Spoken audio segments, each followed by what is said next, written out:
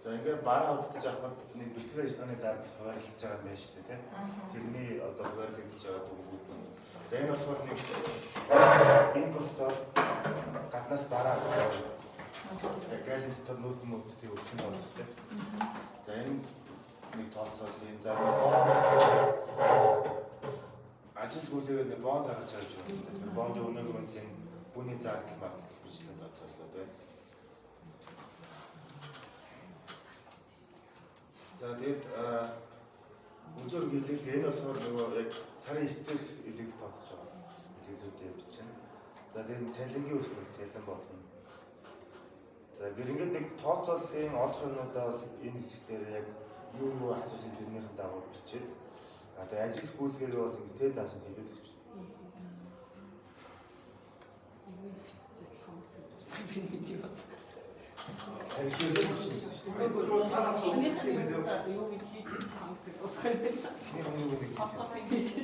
Тэр цаанаас Эхний үлдэглээ зүгээр олж штэ тийм.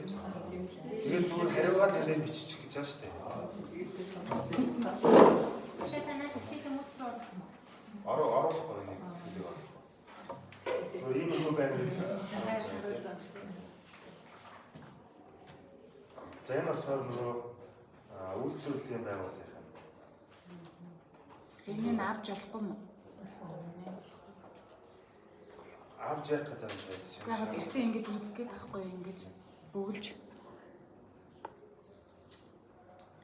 За нэмэлт тооцоолол гэдэг үйлдвэрлэлийн байгууллагаар бас хийн за энэ дээр нэмэгдээд өртгийн тайлбар хийж байгаа.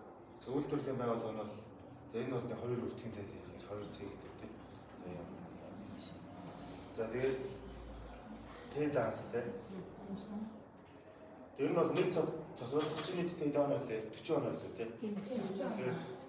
Нэг цогцолгох нь бол 20 он байх гэсэн. Нэг 40 он нэг нь 20. Тал бэлтчих юм бол тэгэл 20 он авах гэсэн тийм.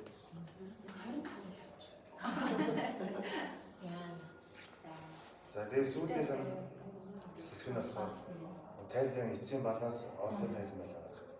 За энэ болохоор шууд мөрөөр нэгтгэх буюу бид нар нөө дээд шатн дээр үздэг шиг бичил гэдэг юм зүйлмжтэй гэдэг. Дээд бичил дээр үсэх хийхгүй. Хоёр тусдаа компани тайлбар гарлаа. Тэгээд шууд мөнгө дээр мөнгөний нэмлээ нийлбэрийн тавилаа гэсэн шиг. Орны юм устгах. Тэгээд энэ л үгүй амжих юм уу те. Амжнаа та нэг хэдэн бодлоо бодчихоор амжиж шүү дээ. За тэгээд тэд даасан дээр яг зарим хэсгийг нь бодуулсан байна. Энэ болохоор юу тодорхойлсон бэ? Нөө хат биш ээ. За түр даасан хат даасаа ингээд тодорхойлсон байна. Зүгээр ингээд ихэнхдээ нэг тодорхойлсон байдаг. Яг зарим энэ тодорхойлоогүй ч юм магадгүй. Юу тодорхойлсон байвал түр даасаа ялгаад өгсөн гэсэн үг тийм. Хатад амрах гэсэн үг шүү дээ.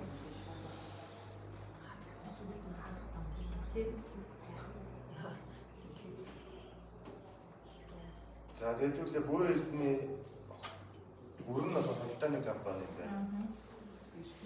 За эрдэнэ нь болохоор үйлдвэрлэлийн компани байна. За эрдэнэ чи за энэ дээр болохоор хөлийн балансууд нь бүгдээрээ өгсөн. Эрдэнэ юм. Өгсөн юм тийм. Бүрдэн гол бүрэн. Эрдэнэ. Хөлийн балансаа гарах өөр болоо бодох юм уу? Хамаагүй.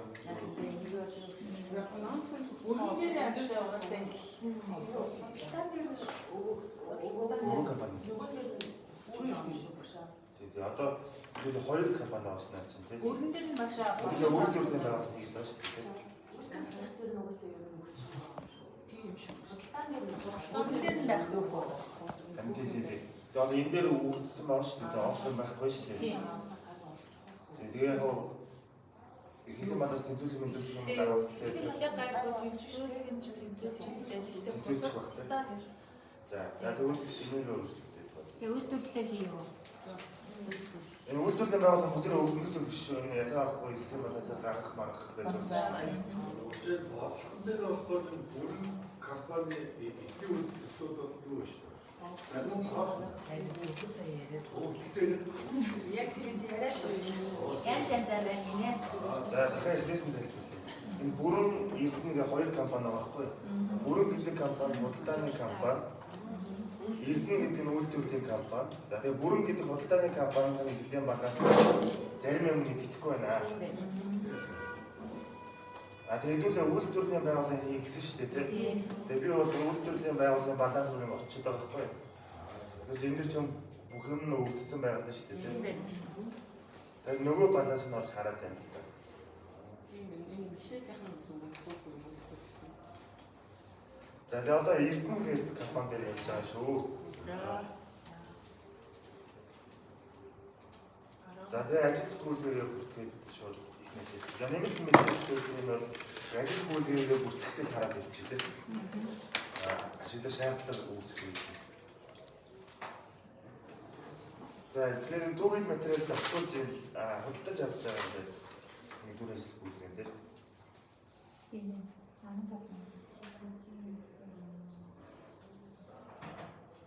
За таад тэд даасан дээр хийгээд бичээд явчих. Би болохоор зүгээр журналаар илүү харуулж гэж бодож байна л да. Тэгвэл илүү аа.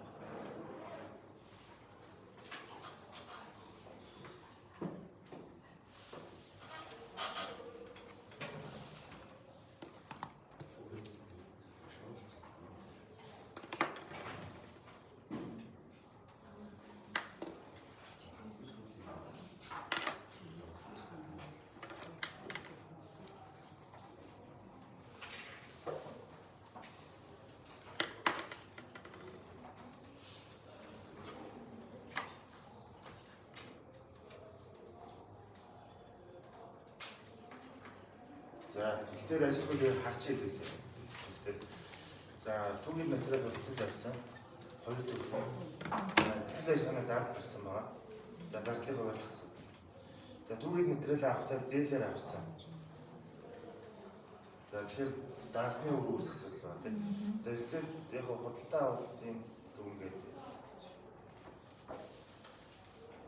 За даасны харьцаа бол түүгийн материал А гэдэг даасны бүртгэн, түүгийн материал Б гэдэг даасны бүртгэн дахиад зээлээр авч байгаа учраас даасны үр төлбөр үүснэ тийм. За тэтгэл ажиллагааны зардлыг бол мөнгөөр төлсөн гэж байгаа юм тийм. Тэгэхээр мөнгө өрөнгөөсөө тийм. За үйлдвэрлэлийн байгууллагын ер нь мөнгө гэдэг даасаар нэг даасаар явж байгаа. Худалдаа нь болохоор яг касс харилцах гэж тусад нь даасаар хуваах. За түүгийн төвлөрөл худалдаа авалтын үнийн дүн гэхээр 15,000 ширхтийг үржих нь 1450 тийм. 20,000 сая төгрөг.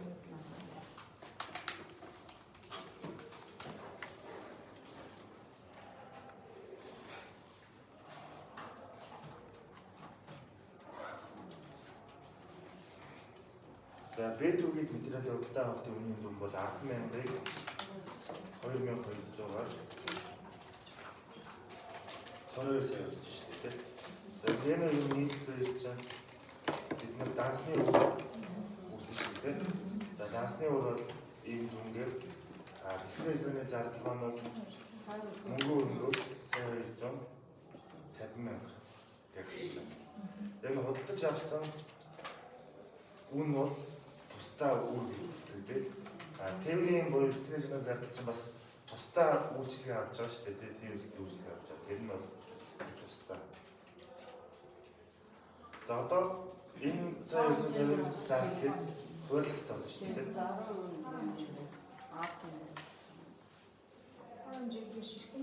За тоо хэмжээний аргаар хуваарлах гэсэн. За тоо хэмжээний аргаар хуваарлахдаа бэлтгэл ажиллагааны зардлыг норм гэж гаргаж байгаа. За нормыг олохдоо нийт бэлтгэл ажиллагааны зардлаа нийт бараа авсан барааныхаа тоо ширхтээ хуваалцж байгаа тийм. Нэг ширхэг бараа тэдний зардал ногдохгүй гэсэн үг шүү дээ. За тэгэхээр 15,000 10,000 гэхээр нийтдээ 25,000 ширхэг бараа авсан. За ингээд нэг ширхэг бараанд 50 төгрөгийн зардал ногдож байгаа юм. За тэгэхээр А барааны 15,000 авсан. За 25,000 ширхэг бараанд 50 төгрөгийн зардал ногдож байгаа. бүртгэх дүн бол яг шууд нэгжийн өртөлтөөр нэмээд бодож байна тийм. 15,000-ыг бүртгэх. За 1400 байсан шүү дээ тийм. Тэгэхээр нэгжийн өртөлтөөр 54 нэмэгдээд 1500 болчих. 15,500. За B барааны хувьд бол 10,000 шигтгэж байсан.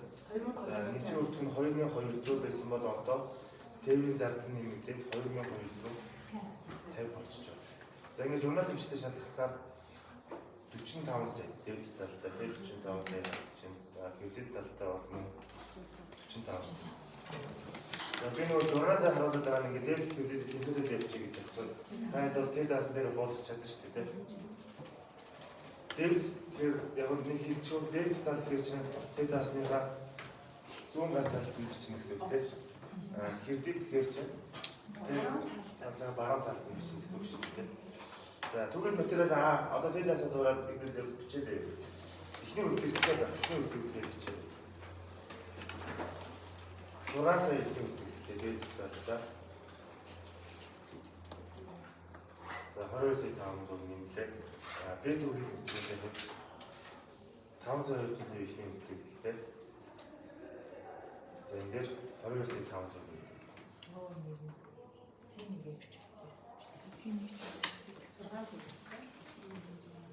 А 6 сая Б 5 сая 200.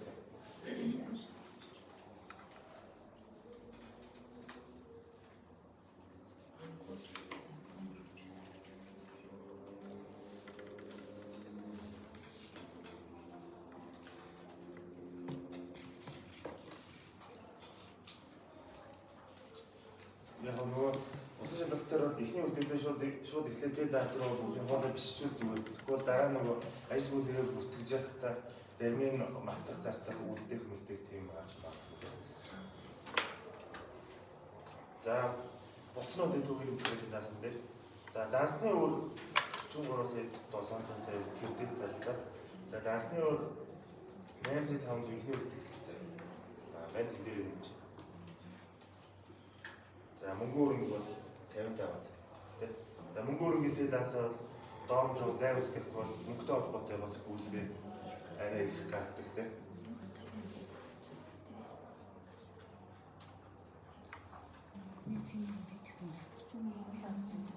За тэгээд даасны үрдээр 43 сая 750 кредит гэж байгаа. За мөнгө өрнөгийн үлдэгдэл нь 55 сая 98. За энэ сая 150-ийг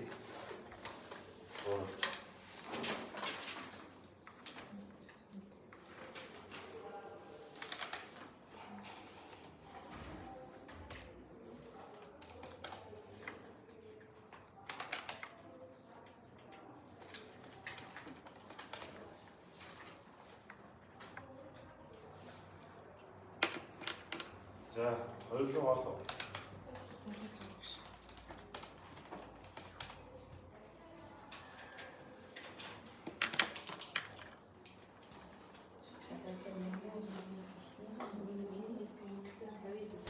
Сая энэ өглөө уцаараа ч юм уу нээчихв. Би шууд зэрэг гараад байчих. Би байх цагт хаж байгаа цаг.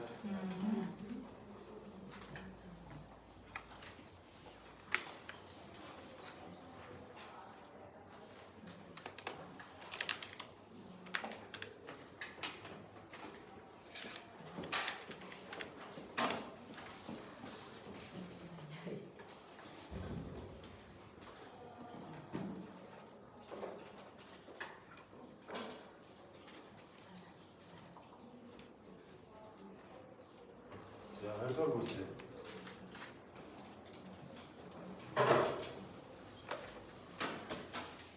Хамжийн материалаас зарлагдсан байна.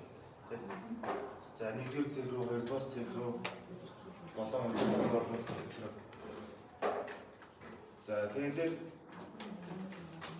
хамжийн материал чинь үйлдвэрлэл зах зээл живэл үйлдвэрлэлийн нэмэлт зардал болно. Удирдлага борлуулалт руу зарцуулж байвал удирдлага борлуулалтын үйл ажиллагааны зардал гэж. Тэгэхээр за даасны харьцаа болохоор үнцийн хяналт За нэгдүгээр цэг. Зэг болгоно.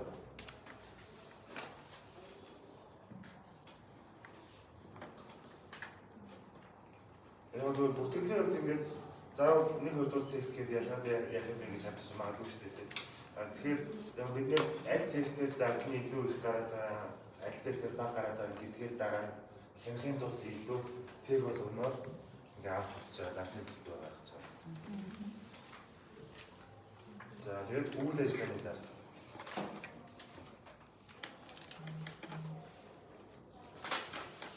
За хангамжийн материал тэд асаа зургийн хангамжийн материал ихний үлдэгдэл нь 8 сая төгрөг байна. 10,000 ширхэг биш. 10,000 ширхэг 8 сая. За одоо хангамжийн материалаас зарцуулж 1000, 3000, 1000 хэрч нийтдээ 5,000 ширхэг зарцуулсан тийм. За хангамжийн материалаас нийт 5,000 ширхэг нэгжийн өртгөн 800 төгрөг байхгүй. За тэгэхээр 4 сая. За тэгээд нэгдүгээр цэх рүү 1000 ширхгийг 800 өртөгтэйгээр хоёрдугаар цэх рүү 3000 өснө.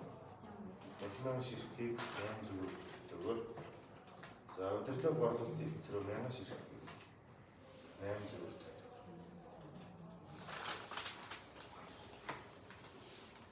Энэ түр дааснууд бол ихний үлдээгэл байхгүй тийм шинээр шууд үүсэж бүртгэж.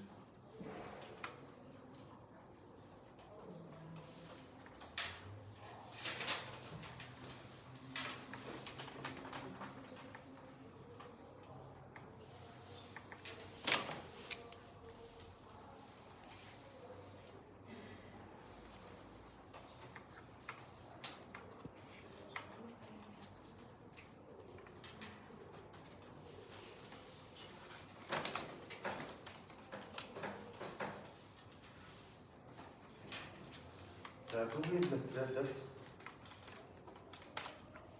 нэгдүгээр цэгт тавьж болгосон. Тэгэхээр одоо бид нар ямар аргаар зарлагдах вэ гэж хэлсэн шүү дээ. За тэгэхээр түүний материалыг гэж юм лээ. Бараан хөтөлбөр. Өсгийн дэлгэн шинэ нөө зарлагдах арга шүү. Тэгээд 8 дээр бай түүний материал, хангамжийн материалыг ихэнх жаслын зарлагдах аргаар харин бэлэн бүтээгдэхүүнээ бол дундаж хүслийн аргаар зарлагдах юм байна. За тэгэхээр ихэнх жаслыг зарлагдах арга. За та тэмдэглээд авчирсан нэг газар нь тэд дасны хажууд гэх юм уу. За 6 сая байгаа 4,000 шиг юм дээ. За нэгдүгээр зэрэг зарцуулсан.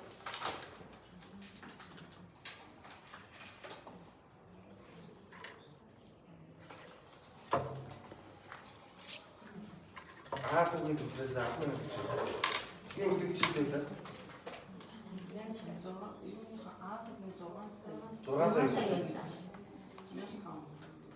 6 сая жидэн ширхэг гэлээ. 4,000. Тэр ингээд 4,000-аа ингээд зарцуулчихад нэг үлдэгч хэлтэй. 6 саяараа. Одоо нийтдээ 10,000-ыг зарлагдаж байгаа шүү дээ, тийм. Нэгдүгээр цэвэрлэхээр нэмээд одоо хэд гэсэн үг? 6,000 гэсэн үг тийм.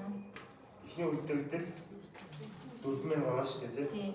Тэрний өртөг чинь 6 сая шүү дээ. Ингээд 6 сая хасчлаа. Дээрээс нь эхний үлдэгдэл 4,000-аас гадна бодож авснаасаа 6,000 явуулсан гэж хэлж байгаа байхгүй. За тэгээ А-дүгэд материал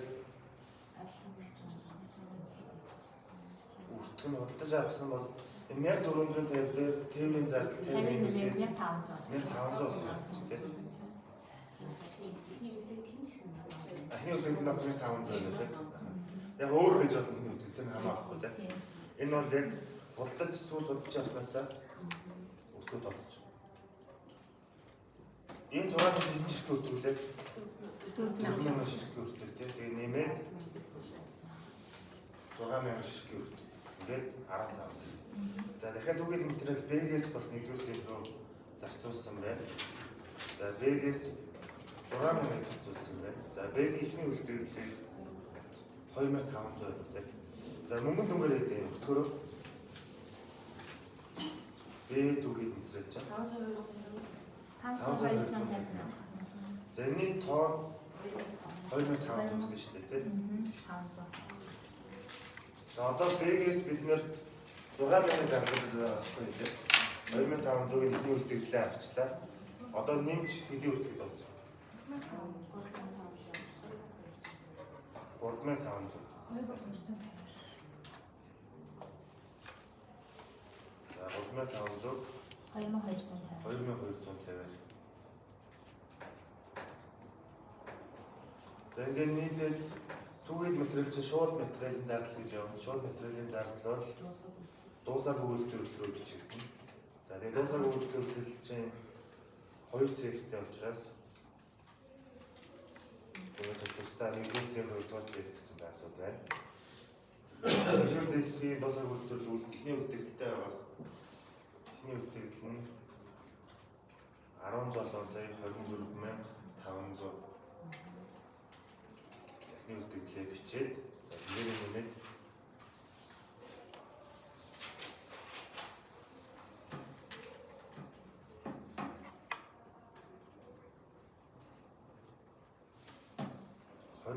сая 125.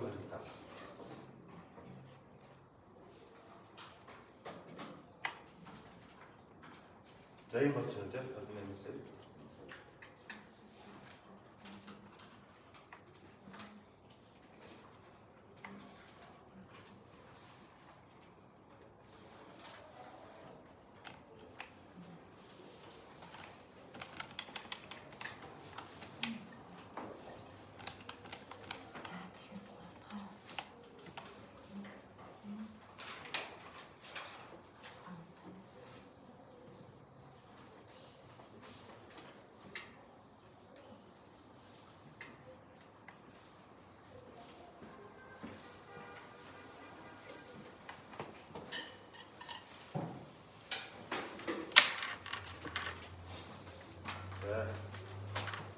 дөрөв.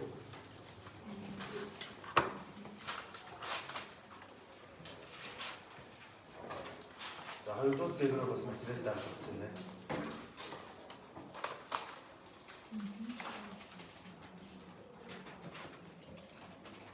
За болон бэд үгүй материал. Би журналын бичдэг юм юу тайп явуулж байна. Дараа нь хоцорч матурсан ч юм уу хүмүүсийн за A-ийн материалаас 7660-ыг зарлагдсан. Одоо эхний үлдэгдэл чинь бүгдээрээ нэгдүгээр цэгрээ явуулсан шүү дээ тийм. Одоо тэгэхээр яг худалдаж авсан өртгөөрөө буюу А гэх юм бол 1500. За Б болохоор 10,000 гинэ. 3,000 тийм 3,000-ыг зарцуулж байгаа. 2,250.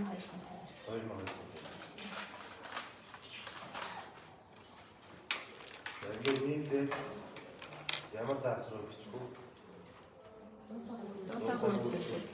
C2. Хоёрдугаар цэг тийм.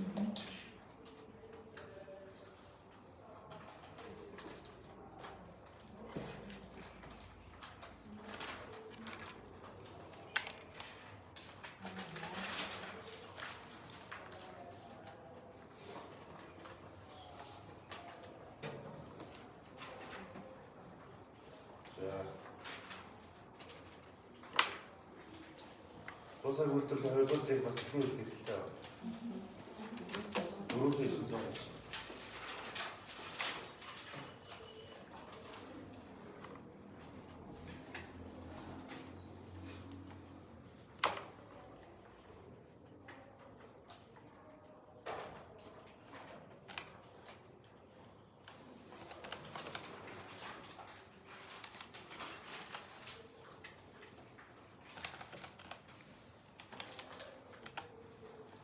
Шилтийн зардал төлсөн. Шилтийн зардал ч юм бол ингээд бүтэн объектоор төлж байгаа баг тийм үү. Эндээс зарим хэсэгт нь офсын зарим хэсэгт нь одоо юу вэ гэдэг утгаараа шилтийн зардал нэг хуваарлаад байгаа тийм. За ямар ч гэсэн төлсөн гэхээр мөнгө өрөмгийн кредитээс 2,500-аар төлж чинь энийгээ зардлууд руу хуваарлах. үйлдвэрлэлийн нэмэлт зардал 1-р цэг рүү үнэзийн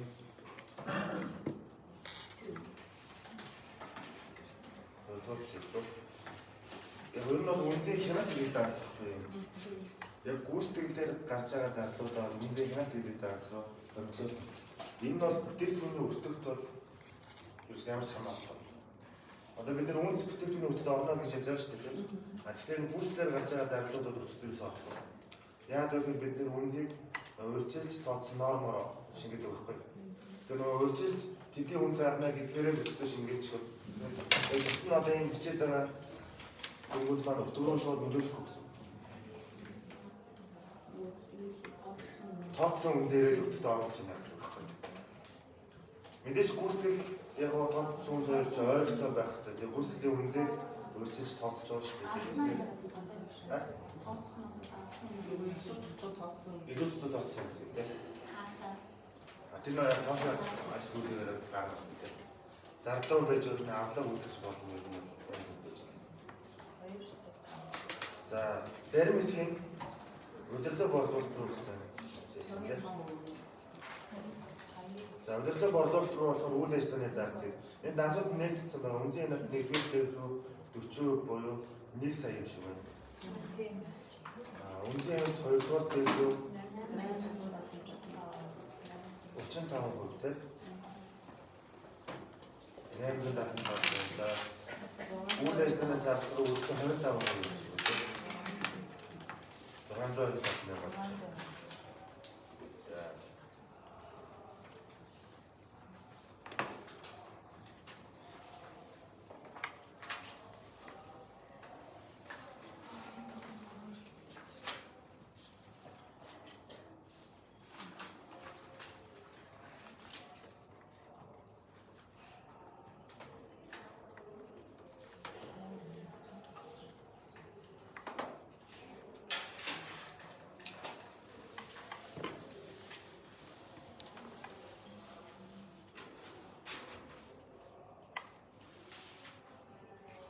За, үйлчлэгийн нэгжийн зардал гарсан байна.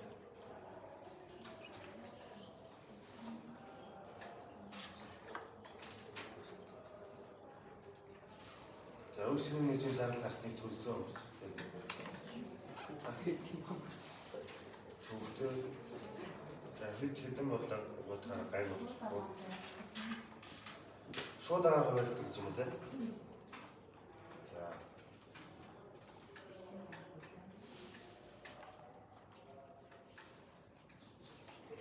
Ямар үйлчлэгийн нэгжүүд байгаа вэ? Үйлчлэгийн нэгж нь цайны газар болон засварын газар байна тийм. Цайны газар болон засварын газар.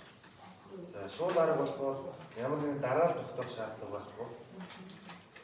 Үе шатны арга дээр чи бид нэр аль цэгийн нэгтэй хуваарлах гэдэг дараалал тогтоох тийм. За энэ дээр дараалал хийх байхгүй. Цайны газрын зардал нь 4 сая 500 мянга. За, засварын газраас 3 сая 825 хуваарлана. За, хаашаа хуваарлахаар шууд аргын онцлог нь бол яг үндсэн нэгжүүд рүү хуваарлах. Удирдлага борлуулалт, үйлдвэрлэлийн нэгжүүд рүү хуваарлах. Тэгэхээр ер нь бол 3 хэсэг хуваарлагдмаас 1-р цэг, 2-р цэг, удирдлага борлуулалтын хэсэг.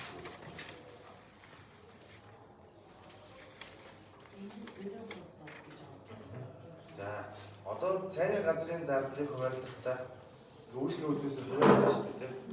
Тэгэхээр шууд 40%, 10% гээ хуваарлахлаар энэ чинь зардлын хуваарлаж дуусахгүй болчихж байгаа байхгүй юу? Тийм ээ.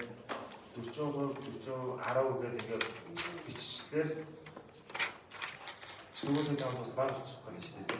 Тэгэхээр бид нэр энэ 3 руу зардлаа хуваарлаж дуусгах юм чинь нийт 90-ээс энэ 30 нийт 90 болж байгаа. Тэгээ 90-ээс 40, 90-ээс 10 гэж хуваарлаж байгаа гэсэн үг шүү дээ, тийм. Цайны газрын зардлыг бол. За 4 сая 500 90-ээс 90-ний 40 гэдэг бодлоо 1-р цэг рүү. 2-р цэг рүү бас ижилхэн байсан уу? 90-40 гэдэг. Удирдлага бодлого руу 10. 4,500 9 тугаалаа 10-аар үржүүлэлтэй.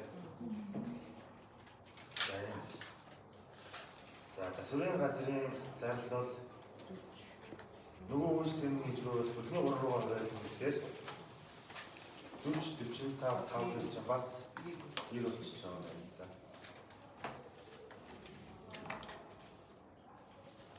За тэгээд 90-ээс 40. За хоёрдугаар цэг рүү 45 байсан үү? За тэгэхээр сая 912,500. Удирдлага бодлого руу 5.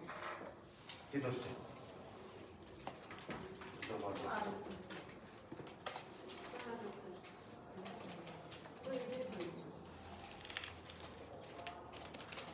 Ирээс 5 гэдэг тийм 3 болчихно.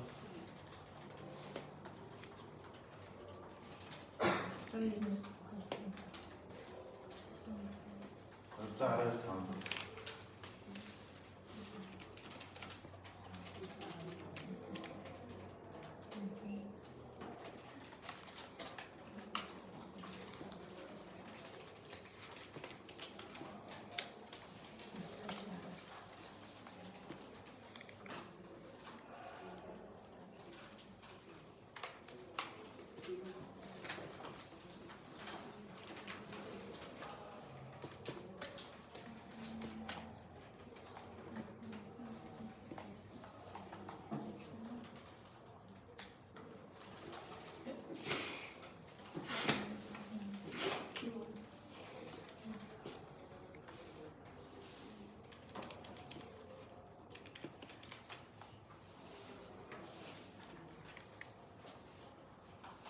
За асуух юм байвал шууд тэр доогны асуугаад байна.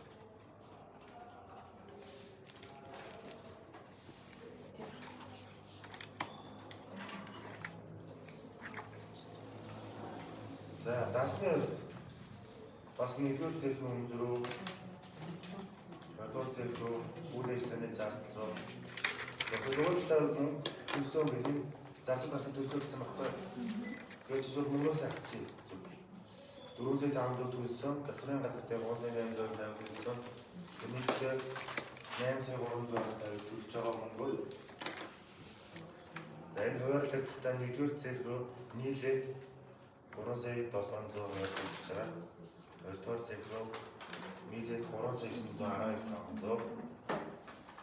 Үйл ажиллагааны зардал руу нийтдээ 712,500. За ингээд дебет дүнгуудыг харахад 8 сая 320 тэ.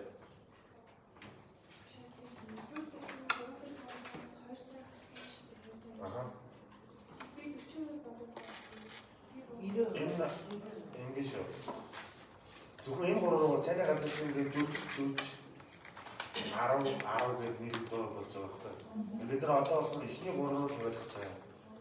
Ихний 3 зэрэг хуваалцаж байгаа.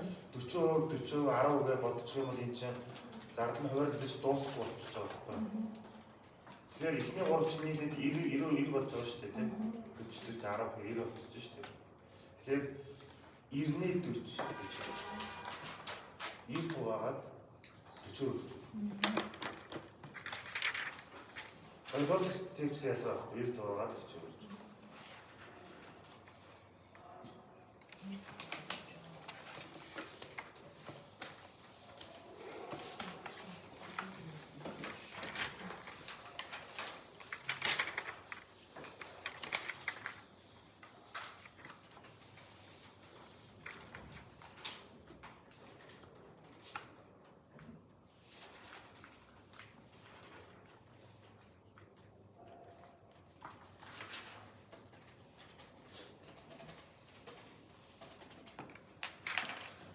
За ажилтны цалин тоглож татуулсан. За цалин үйлдвэрийн таад юугаараа бодох бүшүүднээс хараад тэд асуугаад болж байна тийм. За 8 ажилчтай.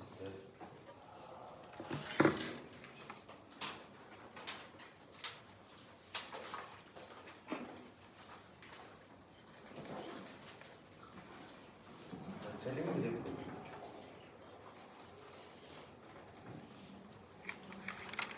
Олдохоо хатсан цалин тийм.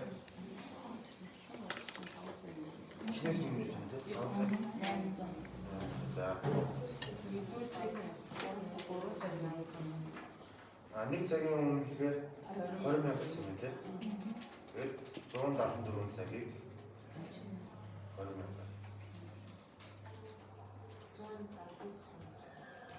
За дараа нь 170 цаг ажилласан юм тийм. За дөрөвдүгээр цагийг Нэгдүгээр цагийн 2 сая 500 маш сайн. дөрөв ажилтан 2,500 биш үү тийм. За тав ажилтан бичиж авах шаардлагагүй зүгээр дэлгэцээ хайдуулаа хараад явчих. За тав дахь нь 174 цаг. 20,000. Үнэлгээ нь өөр юм уу 20 цаг юм. Үйлдвэрийн ажилтны нэг цаг үнэлгээ гэж байна шүү дээ. Үйлдвэрийн ажилтны Нэг хоёр үйлдвэрийн ажилтны. За 6 ажилтан 174 цаг. 200 3 сая.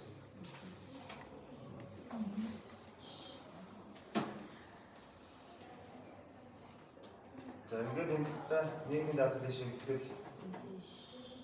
их зовлонтой. За тэгээд стор номдох орлого буюу нийгмийн дадлын хасаад яг дотор авах орлого гэдэг харагдсан. Яг зөв хөнгөлөлтөө бид нар харах шүү дээ. Тэгээд дотор авах. Тэгээд хатуулах цалин.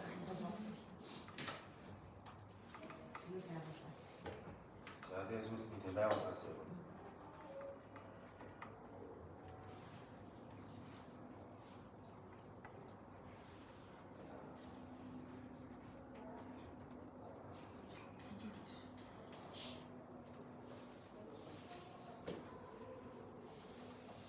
За.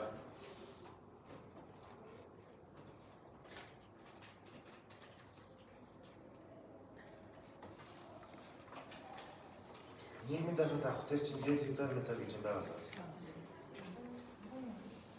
Хөдөлмөрийн усны дээд хэмжээ гэж гэдэг. Нийгмийн дадлал судлах дээд хэмжээ гэж байгаа юм. Нийгмийн дадлал судлах дээд хэмжээ нь болохоор доод хэмжээгээ 12 жил.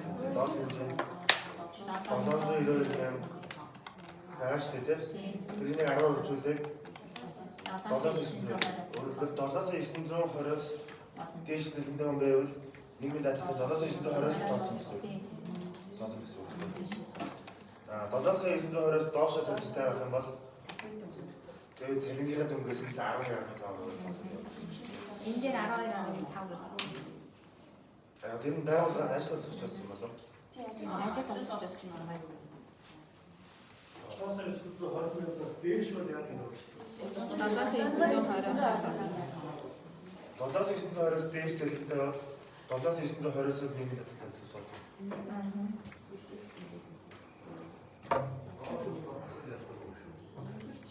Доош нь 10%. Цалингаар одоо 10 сая төгрөгийн цалинтай хүн байлаа гэхэд энэ 7,920-аас За 5 сая цалинтай хүн байвал 5 сая цалингаас 11.5%-аар сууд тулах гэж байгаа тийм. 5 саяас 11.5%. За 10 сая цалинтай хүн байвал 7,920-оос 11.5. тооцсон гэсэн. 10 саяас 20 сая цалинтай хүн байсан ч гэсэн 7,920,000 төгрөгөөс нийгэм дадлалаас суудах гэсэн. Чи зөрүү нь яах юм тэгээд зөрүү нь хаач. Ямар зөв юм бэ? Зөрүүнээс нь авахгүй мó. Тийм ерөөсө 7,920-оос дээш Энэ зөвхөн суутаа нэмэлт болдог. Ажлаас нөгөө авч байгаа шүү дээ. Тэгээр л юм байна. Байгууллага нь бол хэмжээ зөрөө. Байгууллага бол 20 сая цалинтай хүн дээр 20 саяас 10.5 буюу ямар ажилчныг юм жоохон хөнгөлж өгч болно гэсэн. Байгууллага дээр бол ямар нэгэн тийм юм Одоо тэгэхээр үстэй хоото 10 сая цалинтай хүн хоото яаж бодох юм? Хөнгөлт идэхгүй шүү дээ. За сонсож байна. 3 саяас дээш. Одоо 10 сая цалин биш үү? Тэндээсээ тэр нийгэм дадлалаа хасаад Тэр дүнгээсээ л юм хасаад байна. үлдчихэж байгаа дүнгээс л 10. Зүг зүг. Энэ дүнгээс 10. Өнгөрөлт бол мэдээж байхгүй. байхгүй. Ажид хот дээр юу байгаа ш тийм үү? 120 сая. тийм жилийн орлого 120 сая 180 сая үлдээ. 120 сая 180 сая 15% болчихж байгаа. Тэгэхээр сар дугаар 10 сая болчихсон. 10 сая. Тэгэхээр энэ нийгмийн дадлага хасаад одоо чинь энэ 20 сая цалинтай хүн дээр бодох юм бол 10 сая болчихж байгаа байхгүй. Энэ хүн бол эхний 10 саяда 10% төлөөд 10 саяас 15 хүртэлтэй 10 саяас 15 хүртэлтэй буюу 5 саяын нэмэлт орлого дээр 15% төлөө дахиад 15 саяас дээшээ авч байгаа хэсэг дээр дахиад хэдөө билээ. Тэр хувийн бас шалтгаан өөрчлөлттэй байна. Яг нөгөө хувийн сайн санахгүй энэ хувь нэр бол ингээд орлого. Тэгэхээр бид нар бол яг үдээш тийм цалин байлаа юу биш болохоор арай ойрхон биш болохоор тэгээ нэг тийг сонирхож тэр харахгүй байгаа тийм.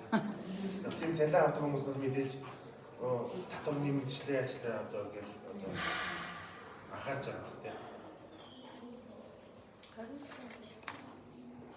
За тэгээд 7,920-оос дээш цалинтай бол нэг тийм нэг ажилчин бол ер нь бол байх баг тийм. Энэ бол яг 2023 оны шалгалтын бодлого байхгүй. Тэгээд тухайн үедээ доод хэмжээ 550 байлоо. 660 байлоо тийм. Тэгэхээр энэ худалдааны байгууллага дээр нь магадгүй 6 сая 600-аас дээшээ цалинтай байсан байх гэж. Тэгээ бид нар 700 руу Энэ 550 байсан юм шиг 2023 он гэдэг. Доод хэмжээ. Тэгэхээр 5 сая 500 хязгаарлаж жишээлбэл нэг гэж бодож байгаа. Нэг дадлын бодохдоо бид нар одоо тэгтээ 700 одооны хорол явна гэсэн. одооны хорог явна. 7,920-оос дээшээ юу л гэдгийг харна тийм. Ер нь бол дээшээгээ тийм төвтэй ажилчин бол нэг ажилчин байхаа гэж бодоод байна шүү дээ тийм. За одоо энэ шууд 11.5% бодож шүү дээ тийм. Ямар нэгэн бүгдээрээ 7,920-оос доош учраас. За тэгээд шууд Excel-ээр хамт. За татвар ногдол хорлох гэхээр цалингаас юм даа шиг. За татвар эндээсээ 10% болсон. За одоо хөнгөлөлтөө бодъё. За хөнгөлөлт 20,000-аас эхэлдэг тийм 500 хүртэл цалинтай бол 20,000 тэгээд сая хүртэл цалинтай бол 18,000 бороо тийм.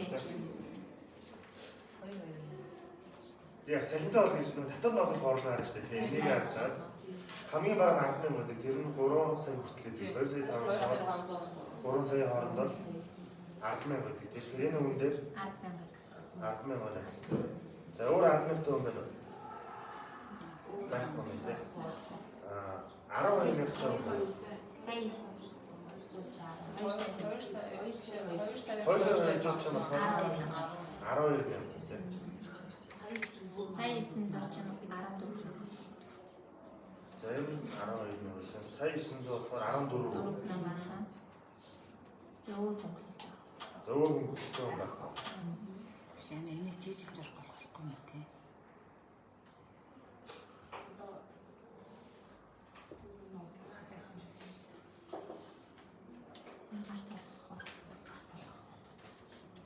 За гашаалт цалин.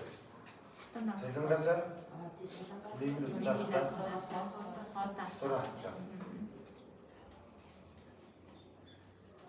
За ажил төрчөөс нийгмийн дадлал 12. цалингаас 12.5.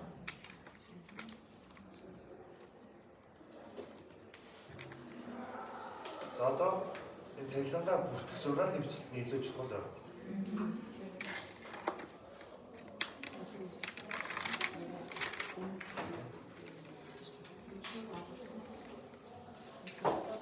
За цалингийн тооцоо тийм.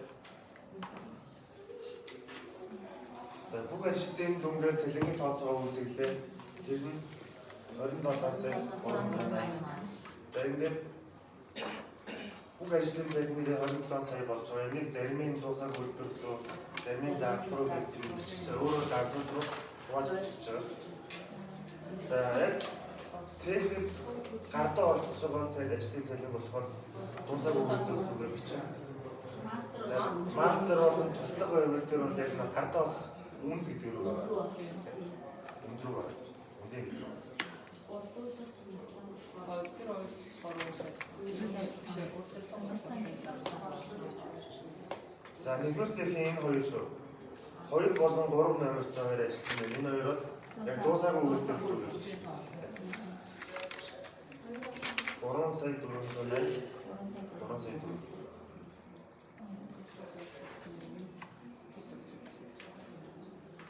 За 6 сая 800. За дуусаагүй үйлдвэрлэл нэгдүгээр цэхтэй данс байгаа юм дээрээ хөрвүүлээд явна. За хоёрдугаар цэхтэй гардаа орж байгаа ажилчин гэвэл 5 болон 6 дугаартай ажилчин. 3 сая 480, 3 сая 500. За 7 сая.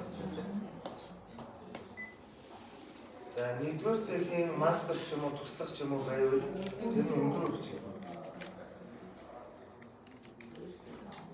2 сая 500. За 2 сая энэ юу вэ? Мастер. Мастер дээр ч бац цалинтай тийм. Зөв нь өдөртөө жоохон арай өндөр цалинтай байх. Нийгмийн даатгаас зогсож байгаа. Цалин дараад тийм. За. Хоёрдугаар цэг дээр туслах юм мастер байна. 200. За мастер. Бас л цалин жоохон бага тийм.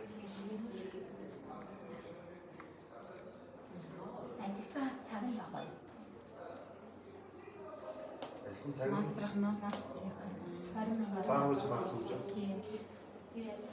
Ажигсан цаг нь 20 мянга байгаа. Бага цаг гарч 100.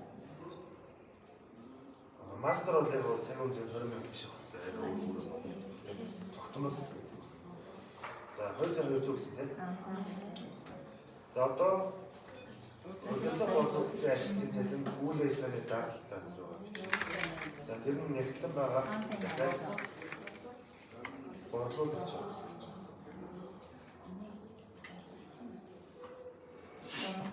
Ялалтын гэдэг.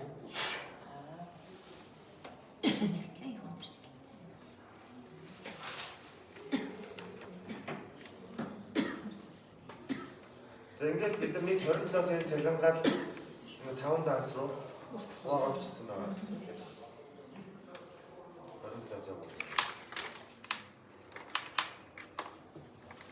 За одоо суудалуудаа бичиж үүсгэсэн цалингийн тооцоогоо хаагаад одоо нийгмийн даатгал руу өрөө үүсгэлээ, татварлуу өрөө үүсгэлээ гатолох цалингаар дааснаас шилжүүлэлээ тийм олгосон гэж байгаа тийм цалин болгосон. За нийгмийн даатгалын үүргээр эхний үлдэгдэл байна уу? Эхний үлдэгдлээ бичээд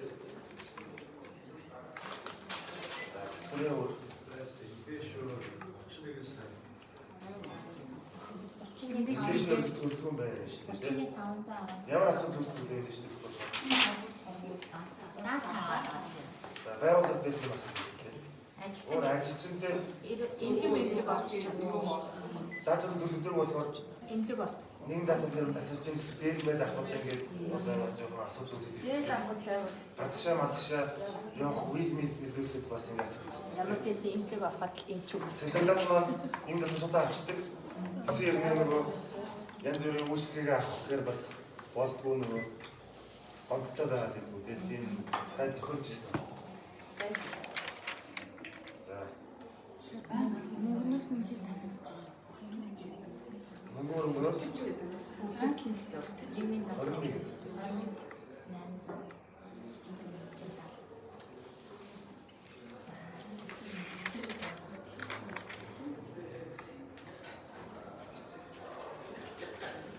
За хуугийн олгаалын татварын өөрчлөлтийн үлдэгдэл бас 6 сая 330 үлдэгдэлтэй байна. нийгмийн татвар 31 чинь.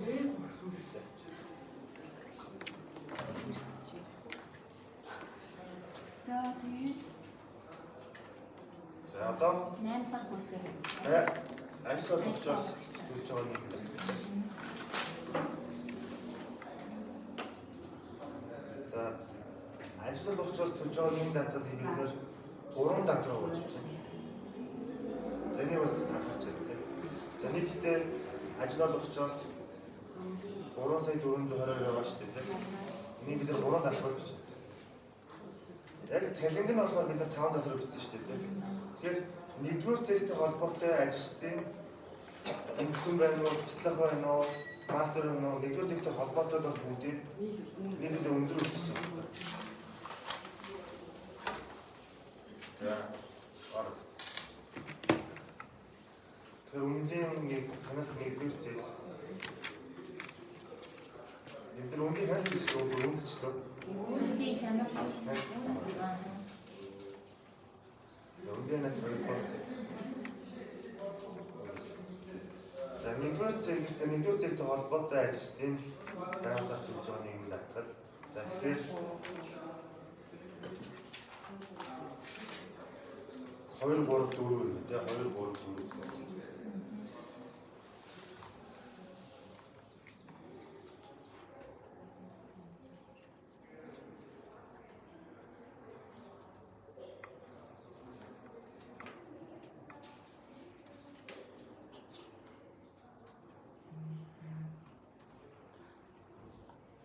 За хоёрдугаар зэргийг тэгэхээр 5 6 7 гэсэн үг.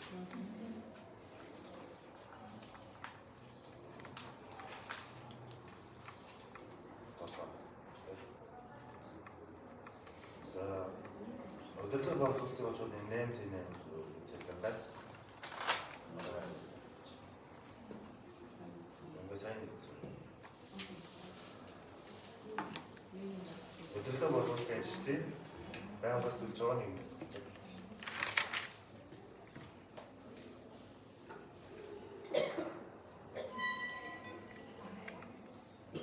За энэ захиалгаар